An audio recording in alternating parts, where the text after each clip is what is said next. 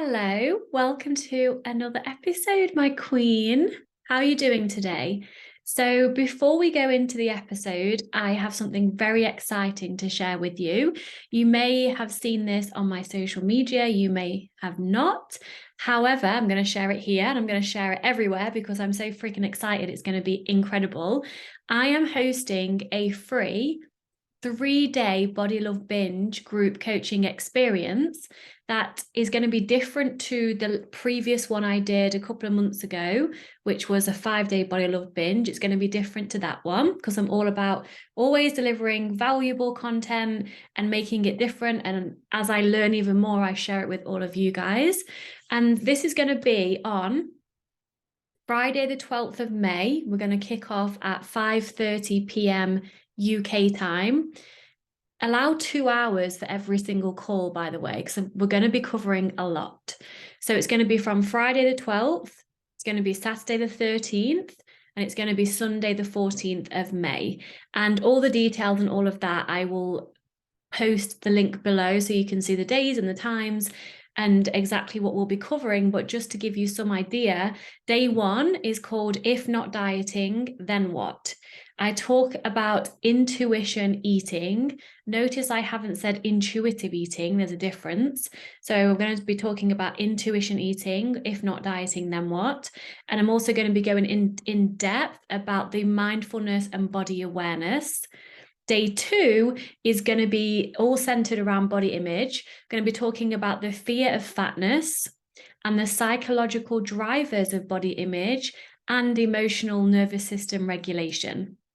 And that's different to what you will hear most people talk about, because I say this always with love, and I don't know, because I don't know everybody that coaches around this, of course, but from what I've seen, I am the leader in this area because people don't talk about body image. They don't talk about the fear of weight gain because they've not worked through it themselves. And so you can only take someone to as far as where you can only take someone to where you are. And also people don't like to talk about it because it's challenging. So I'm so excited to deliver this all to you for free. Oh, and also day three, forgot the most important one perhaps. I want you to see and experience what it's like to be coached by me in a group environment. So on day three, on the Sunday, I'm hosting a group coaching call where we will be having hot seat coaching. So you will get to experience coaching one-to-one in a group environment with me on the call with anything that you need help with, support with, any blocks you may have. We're going to do that all together. And so, like I said, allow 2 hours for each call. All the details to sign up, I'm going to pop the link below. But I wanted to make sure I shared that because I would love for each and every one of you to be there. And if you can't make the calls live, there will be replays as well. So if you cannot make them live due to times or whatever, like I said, all the times will be linked below so you can see exactly when, where, and how. I still encourage you to block time out around the same time within the next day or two of the event, the 3-day event taking place, so that you can actually prioritize this for yourself and block 2 hours out each day for 3 days to catch up on the calls and the training and the content, so you can be along with us in the Facebook group when I'll be coaching in there in between as well. All right then. So, one last thing, I promise, before we get into today's episode. But before I even do that, I've noticed on camera, I've just had a hot chocolate and I've got it like stained on my lips, and I can see myself talking, and I have basically brown lines around my lips. Anyway, the second part before we go into the episode is I was very excited to give away 3 free accesses to the Body Love Bite, which is an online program with a private support group, for free because these beautiful ladies rated my podcast 5 stars. So I'm going to be doing this every single month, and I'm going to draw the names out of a hat. So if you have already, then send it to me and you can get your name in the hat. If you haven't already rated my podcast, please do, because honestly, that is what gets me up there so people can find me, and then I get to help them for free through the podcast. And that's what I'm all about. My main driver in my business is service and helping people. And that's what I'm all about. So let's go into today's episode. Today's episode is me answering in depth a question that was given to me by the lovely Julia. I won't say her surname in case she doesn't want to be identified, by the lovely Julia. And she's a licensed therapist practicing therapy. And her question is, how do you get someone who is binge eating to eat 3 meals a day and to eat normally? Thank you, Julia, for the question. All right, I'm going to start in perhaps a different way to what you might think I'm going to start in order to answer this question. I'm going to start here. The first part of the question, in quotes, how do you get someone to ... Now, as a coach, as a therapist, it's not your job to take full responsibility for the client's healing and transformation. Yes, you show up 110%. Yes, you pour your heart and your soul into serving and supporting each and every one of your clients.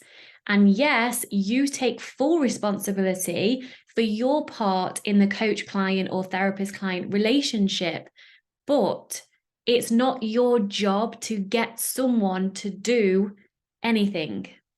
The client's transformation comes from them doing the inner work on themselves as you guide them, love them, support them, and hold them accountable with the how. This is why it's crucial, in my opinion, to always be investing in yourself as a coach, as a therapist, with your time, with your money, with your energy, to keep evolving and to keep growing yourself as a person and as a coach, right? Because your clients can only go where you go first. So you need to be doing the inner work, preferably working with a coach, your own coach, because only then are you going to be an energetic match for your clients to want to work with you, to pay you for your services, and to show up for themselves to do the work they need to do to get where they want to be. You have to go first. I'm not saying you're not, Julia. I'm just saying you have to go first, and everything is energy. So to be an energetic match to the type of client who shows up for themselves and does the inner work, because you can't do it for them. God forbid, when I first started coaching, I practically tried and I was burnt out as fuck because I was taking full responsibility for their actions. When we're actually disempowering the client when we do that as well anyway. So you have to go first, okay? The second thing, again, isn't obvious, and I'm going to actually go into answering the specifics parts of the question. The second thing I want to ask you, Julia, is, are you as an individual scared of binge eating? As a therapist, are you afraid of binge eating? Why or why not? I'm not saying that you are, but my intuition is guiding me to ask you this question. And so there must be a reason why I've asked this, right? So I said in a different way, I guess, have you healed your relationship with food and your relationship with your body fully? Right, of course, you can still help someone if you haven't fully healed or you're not quite there yet. But as I said previously, you will only be able to take your clients as far as you have gone yourself. So I invite you to explore this question with yourself honestly and reach out if you need help with this. Because if you're coaching someone or having therapy, giving therapy to someone who comes to you for healing binge eating, and I know without giving too much of your personal story away, Julie, I know that you have struggled with severe restriction in the past. I don't know if you've experienced binge eating before or not, but if as a therapist or as a coach or as a professional, I'm sure we're getting many, I'm sure I get many coaches. In fact, I know I get a lot of therapists and other coaches listening to this podcast, watching the YouTubes, but also this is going to be helpful, valuable, and relevant to a person who isn't a coach or a therapist, right? I'm just speaking to the question directly as if I'm speaking from coach to therapist. But as a professional, if you don't truly trust yourself and your own healing journey around food and body, the client's going to feel that energetically, right? If you're scared of binge eating, the client's going to feel that. So just something to think about and to lean into. Let me get to the specifics of the question then. So let me just reread the question again. How do you get someone who is binge eating to eat 3 meals a day and to eat normally?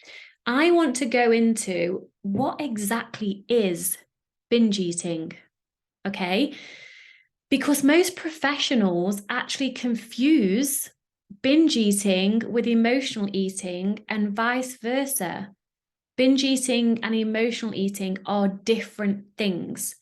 Emotional eating often does spiral into binge eating if the client is judging themselves for eating emotionally. I mean, I've done a lot of podcasts, or at least a couple, around emotional eating specifically. So go and check that out if you want more clarity and more depth on this. But emotional eating is simply someone eating for comfort, to self-soothe, or to cope with life.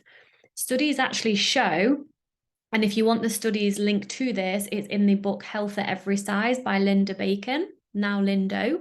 Studies show that dieters or past dieters or chronic dieters or anyone that has restricted their food before, they turn to food during emotional regress, whereas non-dieters actually typically turn away from food. That is no coincidence. Pleasure eating can be emotional eating. It can be put into that category. I have my own take on pleasure eating, which I actually might do an episode on. So let me know by DMing me on one of my social media platforms or emailing me, or you can respond to this podcast with a voice note. I'm sure you can. There's an option to do that. I know it on Spotify you can do that. Let me know if you want me to do an episode specifically speaking to pleasure eating and why I think that is different to emotional eating. But binge eating, going away from emotional eating now, binge eating is a rebellion against restriction. So we've got physical restriction, emotional restriction, and accidental restriction. It is biological and cannot be controlled with willpower long term. Binge eating is actually a very healthy response to restriction. Are you ready, Julia? Because I'm literally going to answer your question in a few sentences. I'm still going to continue in depth for each part of your question, by the way, but I literally could have just responded with this. Are you ready? Binge eating isn't the problem. Restriction is the problem. So, to eradicate binge eating, all forms of restriction need to be removed, meaning full permission from oneself to eat all foods in any amount. And when this is done over time, when the client is following the correct education and support by you or a professional or myself, binge eating naturally falls away. You cannot stop binge eating by trying to stop binge eating. That literally only keeps you binge eating, right? I may sound like a crazy person, but the famous Albert Einstein says or said, you cannot solve a problem with the same consciousness that created it. This is just this and just in a different way. So just reflect on that, like rewind me if you need to hear that again. You cannot stop binge eating by trying to stop binge eating. The problem isn't binge eating, the problem is restriction. I'm saying it again anyway, clearly. And so to eradicate binge eating, all forms of restriction need to be removed, meaning full permission from oneself to eat all foods in any amount. Over time, when the client is over time, when the client is following the correct education and support, binge eating falls away naturally. So I have spoken again in previous episodes about what causes binge eating, the different types of restriction, but I am going to briefly go into it here because I think it's really key with what I'm sharing right now. We have physical restriction. Now, this is the easiest to spot out of all of the different restrictions, and it's pretty self-explanatory. Physical restriction is where the client wants or desires a certain food, but doesn't actually let themselves have it. This can look like only allowing themselves to eat chocolate on a weekend. This can look like cutting out food groups such as carbohydrates and not allowing themselves to have the cake when they actually really want it. So it's physically restricting their food. Our job as coaches, as therapists, is to get to the root of why the client is restricting. And most of the time, it will be due to the fear of weight gain, which can absolutely be rewired and healed and overcome for sure. But for some, especially those with a restrictive eating disorder, such as anorexia, although binge eating is a restrictive eating disorder, I've done a podcast episode on that, but to speak to the context of anorexia, it can be restriction can be a way of coping with life. I have noticed a difference as a professional, though, I mean, anorexia is also genetic as well. There's so many layers to all of this. I love exploring about all of this. It makes so much fucking sense to me now. But those with the genetic component to anorexia tend to have a genetic component for anxiety as well. And all of that. So just because, I mean, I used to think this, just because someone is, quote, successfully restricting and has falling into anorexia, it doesn't mean they're stronger willed than you. It means they have the genetic component for anorexia, which means their biology gets on the same side as restriction. Whereas if you don't, have you not experienced that, your biology is going to fight back and make you binge eat anyway to keep you alive. Okay. So just going back to what I was saying, our job as coaches, as therapists, is to get to the root of why the client is restricting in the first place, not just focus on the not restricting, because that won't work long term. And usually it's to do with body image and fear of weight gain and lack of self-worth and confidence and all of that, which is what I speak to a ton. I speak to a lot in my programs and with my coaching. But again, it's not uncommon, especially for those with severe restrictive eating disorders, for it to be a coping mechanism. Restrict emotions, restrict feelings, restrict food, don't want to take up space, feel unworthy of doing so. That's why working with a licensed therapist doesn't even, I mean, when I say license, I mean, I'm not a licensed therapist. I do a lot of therapy type work in my coaching. I speak from experience. And as I said previously in this episode already, I am constantly, always evolving, paying for coaches, mentors, researching. I spend all of my freaking days learning, being coached, being mentored, taking courses to just continue to evolve and to be a better coach. And also from personal experience, that's where I get most of my wisdom from, should I say. So anyway, I digress. Emotional restriction. I'm sorry for the podcast. I need a little bit of water. Emotional restriction, then, sometimes I use this interchangeably with the words mental restriction, are the same thing. This is the sneakiest type of restriction, and 9 times out of 10 is the reason why clients might say, I'm not restricting, but I'm still binge eating. Why? And so the question here is not, are you emotionally restricting? The question is, where are you emotionally restricting, right? Any behavior that is driven by the goal or the hope of weight loss is emotional restriction, and therefore will create an equal and opposite reaction, aka binge eating, which I like to call reactionary eating. This is the third law of physics. I'm pretty sure it's the third law. Pretty sure it might be the second, but either way, this is physics, not just me sounding like a crazy person, but you've been conditioned to think and believe something completely different to what I'm saying right now. But let me ask you this. Why are you here listening to this? All right, emotional restriction, what does it look like? As I said, it's very sneaky, so it can come up in different ways, but a few examples of what emotional restriction can look like are overachieving at recovery and challenging yourself to eat the thing, fill in blank binge food, with the hope that if you eat enough of it, you won't want to eat more of it in the future. AKA, your goal of eating the thing is so that you eventually don't want to eat the thing. Right? Can you see that? It can be eating the thing, but wishing you didn't want to eat the thing. So you're not fully owning your desires around food. And this has linked to pleasure as well. I mean, a good question for you to journal on, for you, Julia, and anyone listening.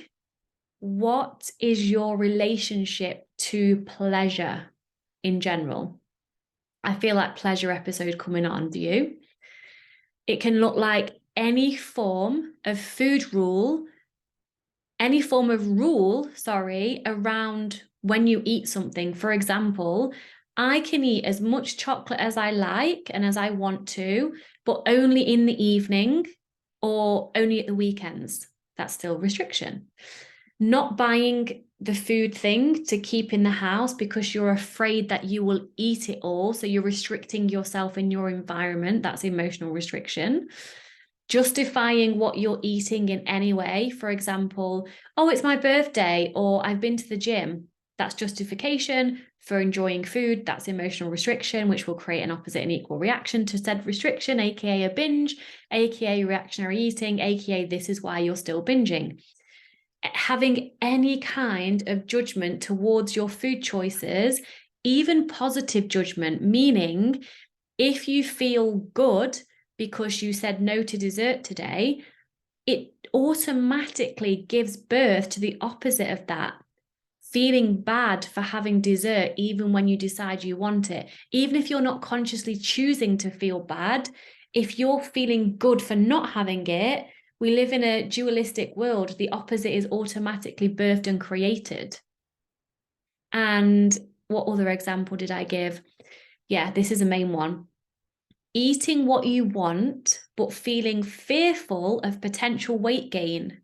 This is the most common reason and the most common underlying fear to all of the above that I've just give you examples about with regards to emotional restriction, which is why body image work and weight set point theory understanding is crucial to food freedom work. And our job as coaches, as therapists, is to use our coaching skills and personal experiences to help the client by being a detective to help uncover where they are emotionally restricting and to support them through that, usually with body image work and letting go of deep-seated beliefs. Now I want to go into accidental restrictions. So we've had the two types of restrictions so far: physical, emotional. Emotional is the most sneaky. Accidental can be sneaky, but emotionally it comes up in many different flavors. That's your job as a coach therapist to like I say, be the detective and help the client uncover where they're emotionally restricting, not where. If they're reactionary eating, right? So accidental food restriction can happen when someone unintentionally limits their food intake or avoids certain food, leading to inadequate nutrition and potential health problems like all restriction. This can occur due to various reasons, such as needing to cut out gluten for health reasons, but then not replacing the gluten products with gluten-free ones, leaving that person lacking carbohydrates. Underestimating how much food you actually need to eat in a day due to diet culture conditioning. For example, fasting until lunchtime, only eating some fruit and yogurt for lunch, feeling hungry and looking in the fridge and being like, oh, I'll have a little bar or I'll have a little yogurt. Well, no, that's not a fucking meal, is it? And I get it because I started dieting when I was 9. The less I could eat in the day, the better. So even in my recovery journey, when I was allowing all foods, I wouldn't gravitate towards a nourishing, filling meal at lunchtime. I would be snacky here and there, and I'm under eating for what I need. The same goes for the level of fullness that you are comfortable with. This can be unintentional restriction. Often dieters have a strong negative reaction to feeling full, and so they tend to undereat at each meal. That was definitely one of my biggest blocks. I was so used to not feeling full only when I had a binge, and I didn't want to like link anything to a binge and how it used to make me feel. I would unintentionally not eat enough so I didn't feel full. And this is emotional work. This is a work that you need to do it one-to-one, really, to get over that fear and to show your body and your nervous system that it's safe and actually necessary to feel full, and all the layers that equate to that. And it can, again, there's so much here. Accidental restriction can look like a busy schedule or lack of time to prepare meals, leading to skipping meals or inadequate food intake. Limited access to food during financial constraints or lack of availability. That's a big one. Digestive issues or food intolerances, leading to avoidance of certain foods. So similar to the cutting out food groups, but this might be due to because they make you feel sick, then you need to make sure you're eating enough other foods as well. It can look like changes in appetite due to stress, medication, or illness. So underlining is any kind of food restriction can lead to nutrient deficiencies, fatigue, and other health problems. And as I said, it's the restriction that needs to be discovered and then let go of in order to stop binge eating, which, as I keep saying, really does take deep body image work. And for those that have been restricting for no reason to do with their body size or shape, it will be to do with coping. There'll be trauma. I don't want to label everybody, but they will most like every experience I've had with a client, there is deep-rooted trauma there. And the restriction is a way to cope with said trauma. So it's our job to go deep and to find out what's there and support our clients through that in a safe, professional, and personable manner. I'm both professional and very personable. You probably know that if you're an avid listener and follow my content. Part of what makes me so, I want to use the word successful. I guess that's the right or wrong word. Let me go again. Rewind. One of the reasons why my clients get huge transformations is because one of my superpowers is to love them so fiercely and unconditionally and believe in them before they believe in themselves, before they love themselves. Yes, I've got the knowledge, the wisdom, the education, the coaching skills, all of that. But honestly, from all the feedback I've gotten over these last 4 years, it is the love and the support and the way I believe in the client. And also I get it. I've been there. And so what's your superpower? Because there's a reason, Julia, why you're doing this work. There's a reason why you've been led to this work. So what's your superpower? And if you don't know, ask your clients. All right, now I want to speak to 3 meals a day. I recommend each and every one of my clients eat at least 3 balanced and delicious, underline the word delicious, meals a day. What's the point in eating 3 balanced meals? And when I say balanced, I mean has fats, proteins, carbohydrates, extra points for fiber, which means salad, vegetables, or fruit. If it doesn't taste nice, in my opinion, food, we have taste buds for a reason. Food is meant to be pleasurable. Gone are the days where I would force myself to eat chicken and fucking broccoli dry as fuck just to get my, well, I say macros in. I was lacking carbohydrates in those particular meals, but I only eat now if it's pleasurable and nourishing. I mean, I do often eat just for pleasure. I say without nourishment. Every food has nourishment because otherwise it wouldn't be food. Apart from the really shitty, no calorie syrups, what is even in them? Something to think about. So I recommend every client of mine eat 3 balanced and delicious meals a day if they're in recovery from binge eating disorder. Anorexia recovery clients, they do need to eat more because they need to gain weight as soon as possible. So then I encourage them, you would have heard me say this before, we're having breakfast, snack, lunch, dessert, snack, dinner, dessert, snack, and they're sending me photos of everything they eat so I can keep tabs on them to make sure they're eating enough. Of course, we focus on depth and the roots of the causation of anorexia, not just the behaviors. Otherwise, it doesn't work long term. But the behavior is a really key aspect at the start because they need to be weight restored. Okay, so eating 3 balanced meals a day plus any snacks when you practice tuning into your body and your desires is important for recovery from eating disorders. So plural there. Is plural more than one? Yeah, singular is one. For eating disorders for several reasons. So restoring a regular eating pattern, for example, eating 3 meals a day plus snacks, helps to establish a regular pattern of eating and promotes a healthy relationship with food. This can actually help to reduce anxiety and fear around eating, and it shows the body that there is enough food, which reflects safety and a feeling and a sense of enoughness.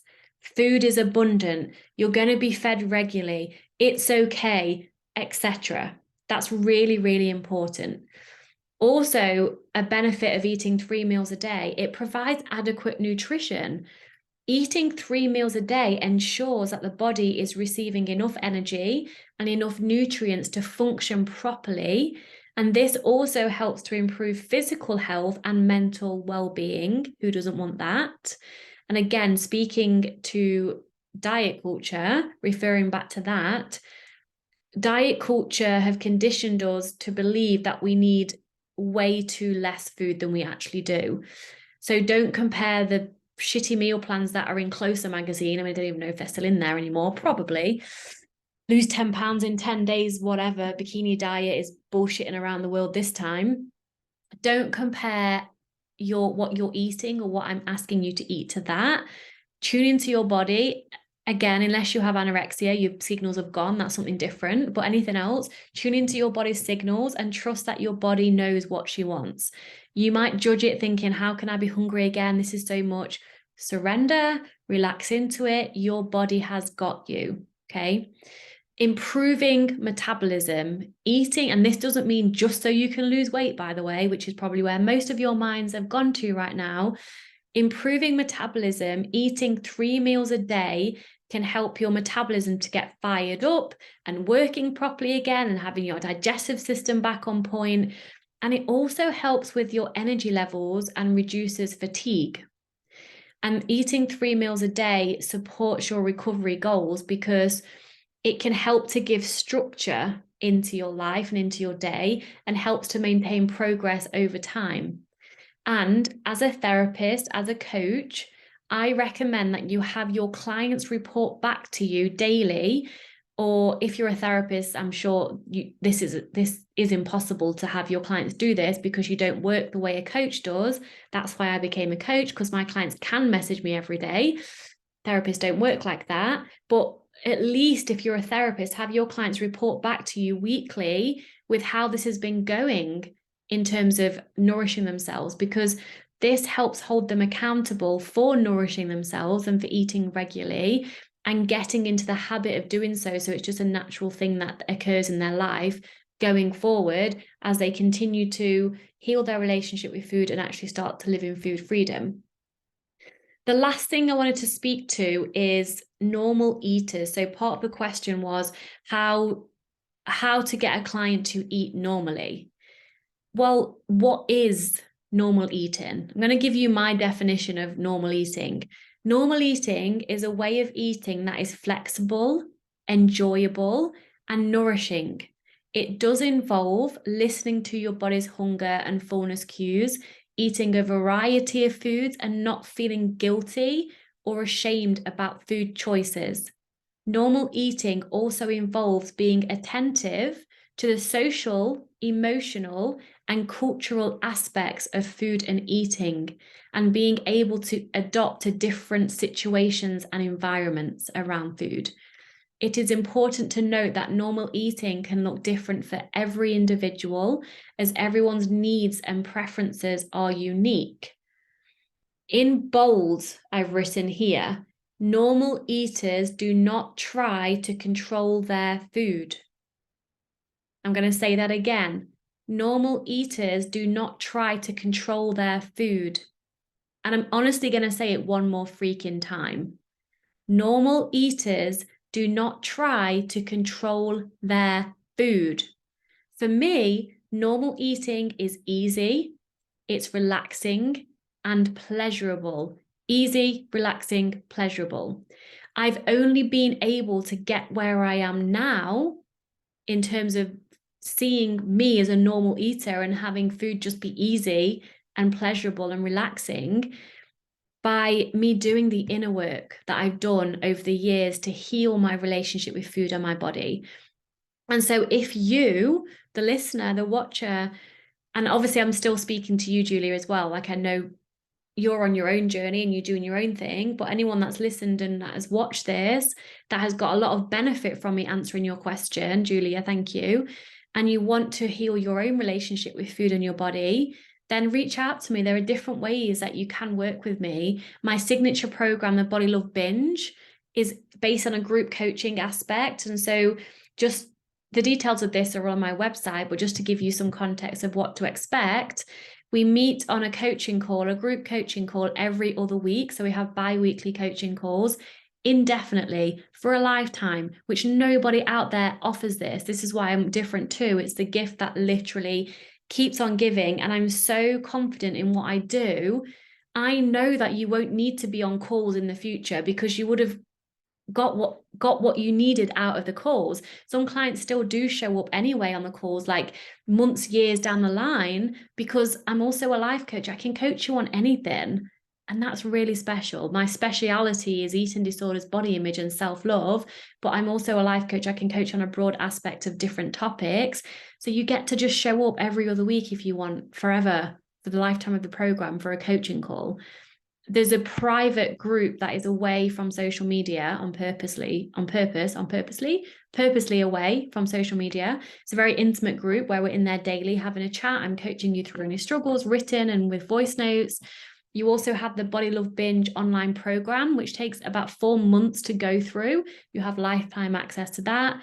And honestly, so much more. I'm not just going to sit here and tell you what you get. I'm going to sit here and share with you that if you're serious about healing your relationship with food and your body, and nothing has been, quote, working for you, you need to do something different. And I have the answer.